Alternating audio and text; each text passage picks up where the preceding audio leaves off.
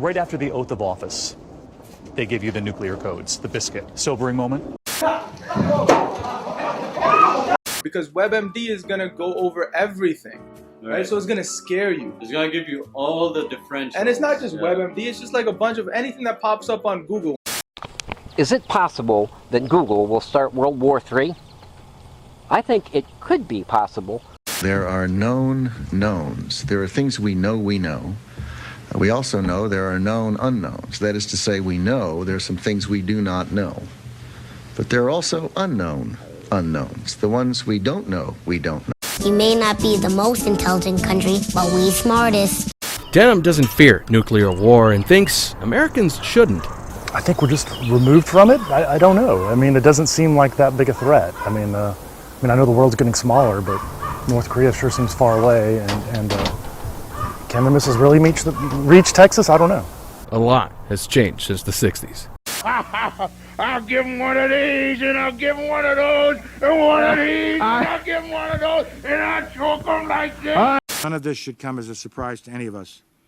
Terrorism has been a tool used by Saddam for decades. Saddam was a supporter of terrorism long before these terrorist networks had a name. And this support continues. The nexus of poisons and terror is new. The nexus of Iraq and terror is old. The combination is lethal. With this track record, Iraqi denials of supporting terrorism take their place alongside the other Iraqi denials of weapons of mass destruction. It is all a web of lies. Hey man, I just got into a big debate with this female because she gets mad because I'm on speakerphone with my and he say, where the hoes at? And I'm like, it's a couple over here right now. And she get mad, talking about, ain't no hoes over here. Yet our purpose is sure. The people of the United States and our friends and allies will not live at the mercy of an outlaw regime that threatens the peace with weapons of mass murder. We will meet that threat now with faster than a speeding bullet, more powerful than a locomotive, able to leap tall buildings at a single bound. Look! Up in the sky! It's a bird! It's a plane! It's... Can Tom Cruise hold his breath for 6 minutes? Yes, I can hold my breath for 6 minutes. You were there when I was doing it. You were in the tank in Leavesden in London. You'd swim back and forth in the bottom of the tank like 4 or 5 laps. That was wild. And I'd be up on the surface with goggles watching him. I wasn't even working on the movie. I just wanted to watch Tom Cruise hold his breath for 6 minutes.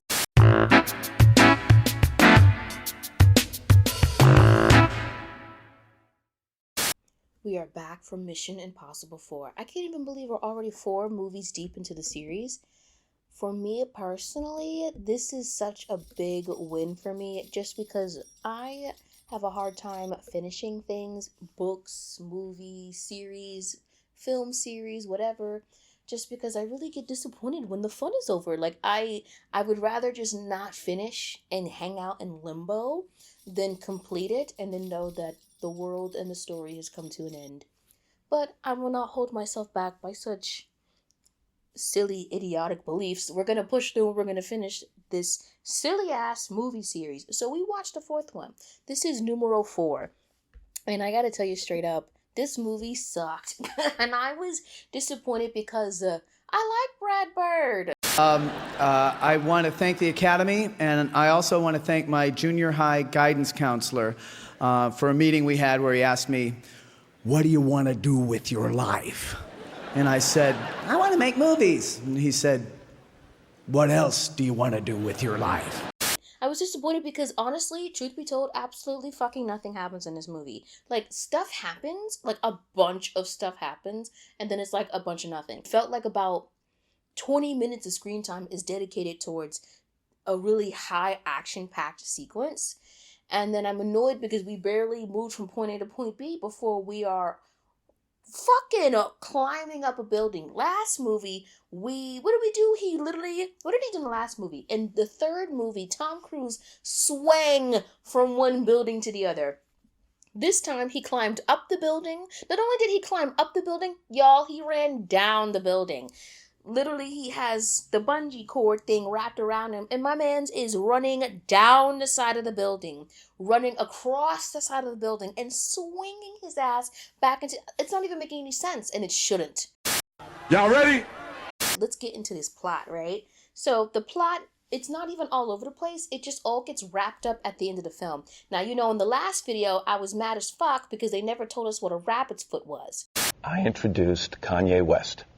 Were you watching? Nope.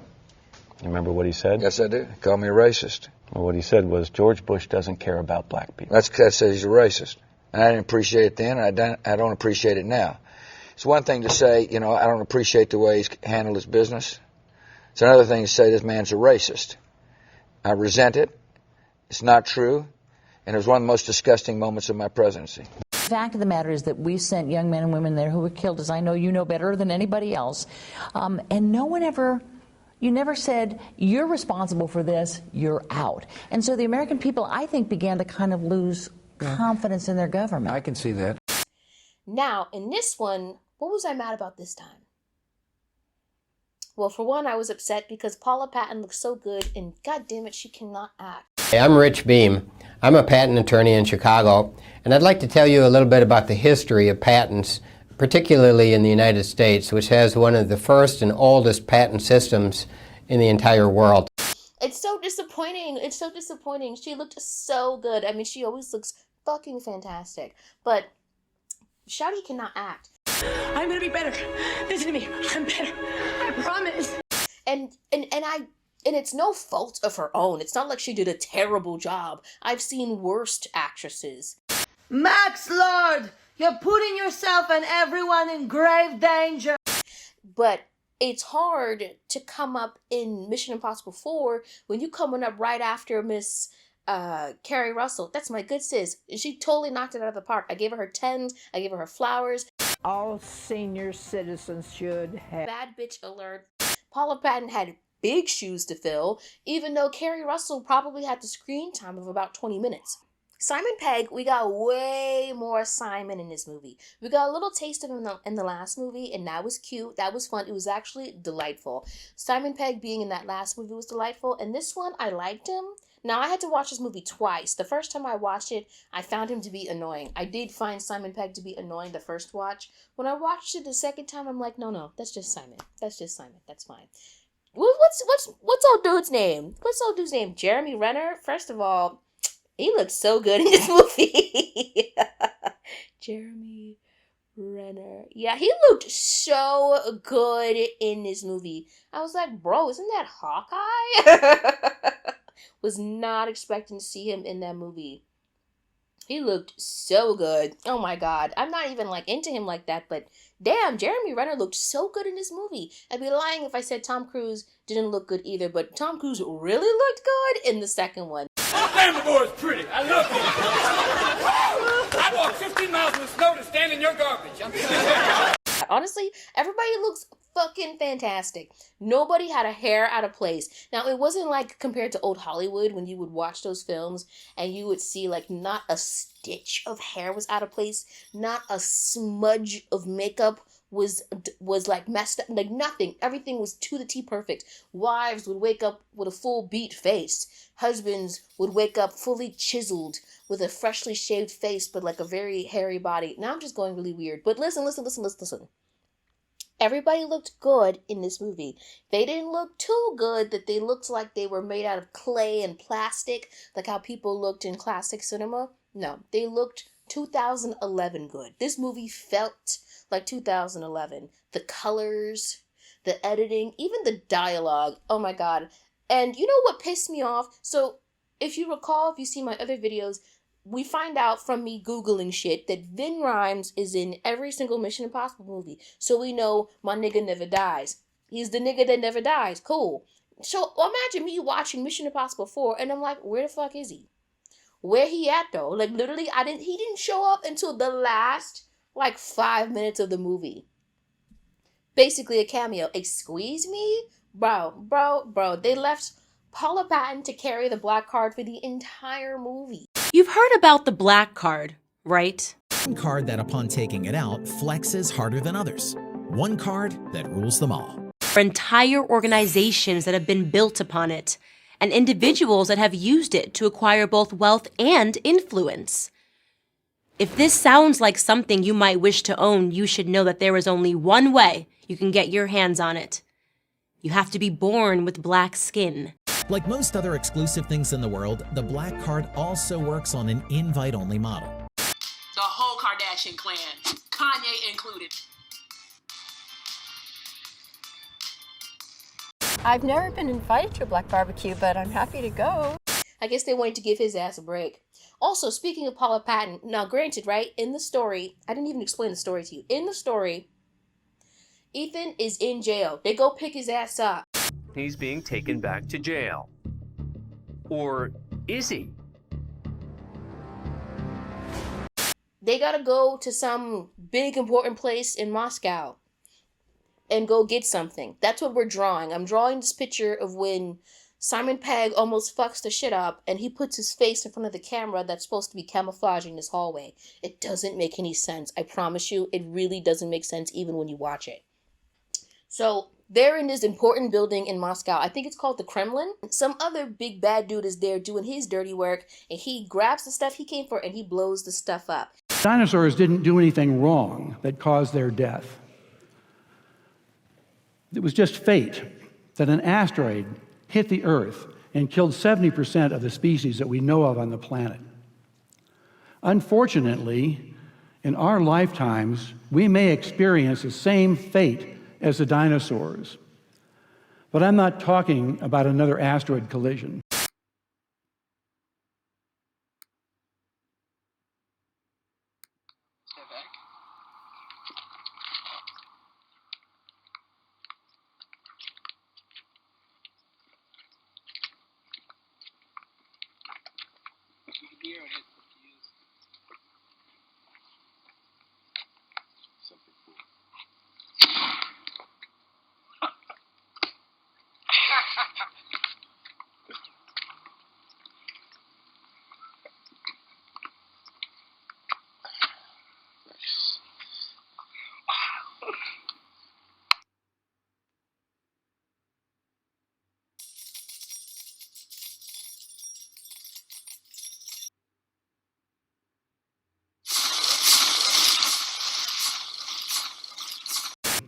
I'm talking about a nuclear war.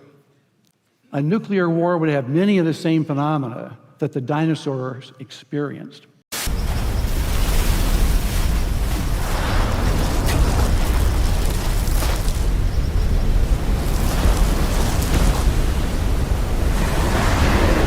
He blows up the whole compound, and then Ethan and his crew get blamed on it. Now, Ethan and the gang, they get told that the President of the United States has established Ghost Protocol, which is when they disavow the entire agency. So disavow is when they're like, we don't know you, we never heard of you, bye. So they get rid of the entire spy agency because the Russians think that they blew up the Kremlin, which isn't true. Some big bad wolf blew it up. So now they got to figure out who the big bad wolf is, and the big bad wolf wants to basically start a nuclear war to reset human society. The key point here is that the United Nations, the world, has voted 15-0 to tell Saddam Hussein that it is time to stop the deceit, time to stop trying to deceive the world, and to offer up his weapons of mass destruction. Ain't no hoes over here. I'm like, here we go with the I'll huff, puff, and blow your house down kind of bullshit. We're gonna destroy humanity so we can rebuild it so it can be good. Go fuck yourself. Go fuck yourself. Go fuck yourself. Go fuck yourself. Now, I've given you the plot. That's basically the plot. The Russians think that the U.S. tried to take them down. It was actually a Swedish guy. Alive in Sweden has eaten dishes in school, at their parents' house, at their friend's house, home, everywhere. This dish is what makes Sweden go around. The big bad wolf is Swedish. He's Swedish, okay? There was some little mini side plot where, like, Paula Patton's boyfriend, he dies in the first 5 minutes of the movie because he goes to pick something up and some assassin blondie kills his ass. Now, the guy that dies is Paula Patton's partner. So, you know, she's feeling some type of way about this blondie that killed her man. So we get a whole standoff, and they ended up fighting, and Paula Patton kicks this bitch out a 132-foot story building. That shit was epic. That was great. Again, no Kerry Russell, but you know, she did what she could. Now, this is what I will say. There's this whole scene when they're at this party in India, and Paula Patton basically has to seduce the millionaire to go to the secret lair so that they can be alone, so that she can get the codes from him. Codes, it doesn't matter what the codes are, y'all. She got to go get some from some henchman, Indian millionaire pervert guy. And that's how they made him seem like a pervert, so I didn't make that up. But oh my God, there's a scene in that party scene when Ethan is trying to help her get the attention of this millionaire guy. So he goes up to her and he kisses her, which was insane because there was no kind of like emotional boundary where we crossed into that at all. But I know it was supposed to be like a tactical thing. Still, at this point now, Tom Cruise has a record of kissing black women on every even-numbered movie. He kissed Thandie Newton in Mission Impossible 2, and he kissed Paula Patton in Mission Impossible 4. I expect black women to be kissed by Tom Cruise in the 6th and the 8th movie. Let's see if I'm correct. Now, I've talked about all of the important things, and to be fair, nothing truly important happens in this movie. In terms of other things that happen in the film, it's really hard to talk about it because, like I said, nothing really happens in this movie. We be running from sandstorms. We be running up the buildings. Because that's what they do. He gives them one of these, and he gives them one of those. And you know who he gives it to? He gives it to Bruiser. Give him one, Daddy. Give him one. And when I mean running up the buildings, we're literally running up the side of the skyscraper. That's insane. Bro, we come here to watch Tom Cruise run around and feel like Superman. Faster than a speeding bullet. More powerful than a locomotive. Able to leap tall buildings at a single bound. Look! Up in the sky! It's a bird! It's a plane! It's...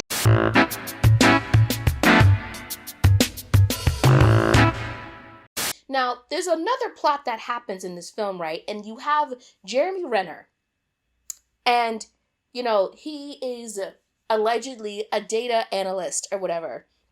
That's a lie because he's got the combat skills of a field agent. So we find out that he had some sort of mission where he had to like watch this husband and wife.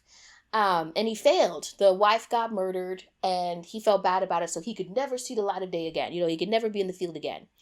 Let's go back to the beginning of the film when we find out that Ethan is no longer with his wife and people are like, I'm sorry it didn't work out. I'm so sorry, X, Y, and Z.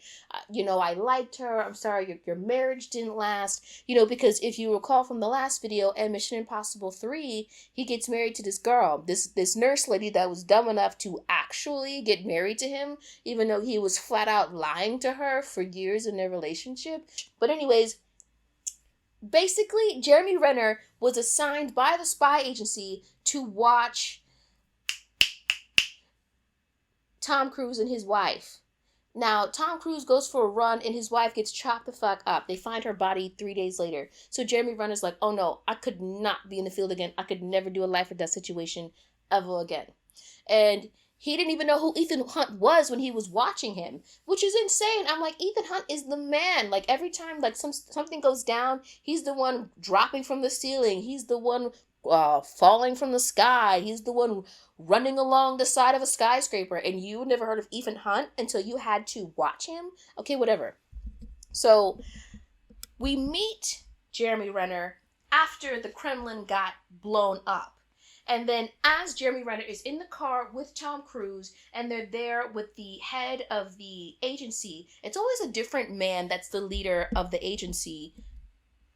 Basically, the car gets ambushed, they get attacked, the secretary, head of the agency, they call him the secretary, but he's the head of the agency, he gets killed. Then it's just Jeremy Renner and Tom Cruise and they escape. And then they meet up with Paula Patton and Simon Pegg and they all get together. They use the last technology that they have that they were given by the agency to take down the big bad Swedish wolf.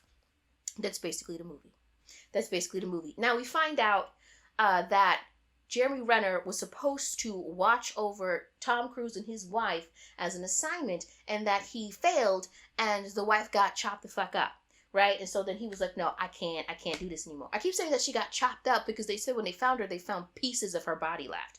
And then Ethan went to Russia and he killed 6 Serbian nationals, and then he got locked up in prison. The movie starts off with a prison break. And then while he's in prison, he has to go also get this guy. He also breaks someone else out of prison while his team is breaking him out of prison. It's so insane. It's so insane. And I just didn't understand how everything lined up until the very end of literally the last conversation. We find out that Tom Cruise's wife did not die, nor was she murdered. Instead, they staged her death. They used that staging of the death to then murder the 6 Serbian nationals. They needed that cover-up so that Ethan could get arrested in Moscow so that he could bail out that guy in jail that he bails out of jail. I've never mentioned this guy ever. Probably the funniest motherfucker in the whole movie. All he had to do was move his face and he was so funny. In the prison break at the beginning of the film, they break out this guy along with Ethan. And then we don't see him for the entirety of the movie until it's time to get, it's time to get some plot points moving. Then we give old dude a call, and then we meet this other guy, and this guy, and this guy, and this guy, and then everything's saved. So basically, it was a bunch of bullshit. I'm like trying to put the pieces together. Jeremy Renner thought that Tom Cruise's wife died, and then thought it was his fault because he was supposed to watch them. He didn't know that it was all a setup in order for Ethan to be able to break into the prison in Moscow so that he could get that dude out of the prison so that they could use him later, because they were already working on the plan to take down the big bag Swedish wolf. I think that's most of the movie. That's the best that I have for you. And this movie was boring. And you know what? I'm going to say it. These movies get longer and longer and longer. The first movie was a cute hour and 50 minutes. You know how long this shit was? This shit was 2 hours and 12 minutes. Why? Literally, why? And other questions like that. But those are mysteries I want to investigate without knowing the answer to them. You'd be like an hour into the movie and you're like, there's still an hour left? What the fuck are we going to do? I haven't even looked at the picture. The picture, not going to hold you, it looks great. I'm feeling myself. Look at me doodling away. Yeah, color it in. Yeah. It looks good. I'm sorry. Let's see the picture.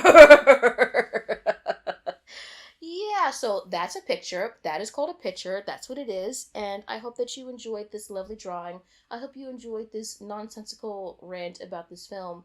God willing, the 5th one is better so far. But that's all she drew for you. Osama bin Laden is still at large. Why? Because we haven't caught him. I don't know where he is. He is somewhere, I'm reasonably sure. How do we dice an onion? Boy, that's a big onion. Look at that. Woo! First of all, what constitutes a good onion? A good onion is a heavy onion. And this is what I'm telling you. This is a 6-pound onion. Maybe not 6 pounds, but it's a heavy one. And it's also an onion with the pepper skin of the onion is pretty whole. See, it's whole together. Now what we need to do is we need to remove, this is the tip of the onion, and this is the root end. You see the root right here? So we need to remove the root, and we need to remove the tip, so then we can remove the skin of the onion.